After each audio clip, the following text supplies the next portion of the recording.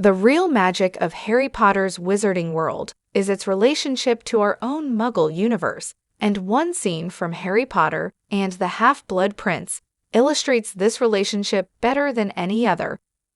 The scene is among the most intriguing in any Harry Potter book, and yet the filmmakers behind the sixth book's cinematic adaptation neglected to include it in the movie version. In this way, one of the franchise's most important moments of intrusive fantasy, which fundamentally transformed our understanding of how wizards coexist with Muggles, was sadly lacking from the visual depiction of its story.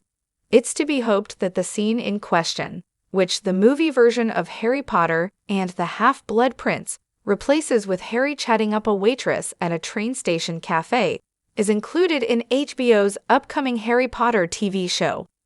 It occurs in the first chapter of the sixth book and features a character we never see in the Harry Potter movies. While the British Prime Minister is minding his own business in his office at 10 Downing Street, he's suddenly asked for a meeting with a mysterious figure he's met several times before, the Minister for Magic. This meeting would have added something to the Half-Blood Prince movie that no scene that's actually included manages to achieve.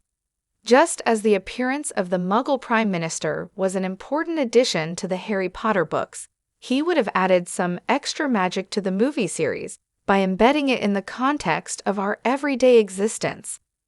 The British Prime Minister is a figure almost universally recognized in the real world, so featuring him in a Harry Potter movie would have brought fans close to the world of the franchise. What's more, the Minister for Magic explaining to the Prime Minister that Voldemort and his followers are rampaging around the country, killing Muggles, and destroying bridges is only logical for the plot of the film. Otherwise, ordinary Muggles might be forced to seek explanations for themselves, threatening the secrecy of the entire wizarding community.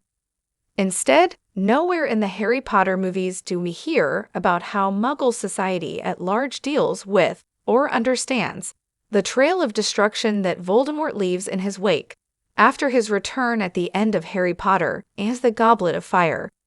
The actual opening scene of Harry Potter and the Half-Blood Prince's big screen adaptation might have been easier to render in visual terms, and less of a leap into the unknown for fans of the movies who haven't read the books.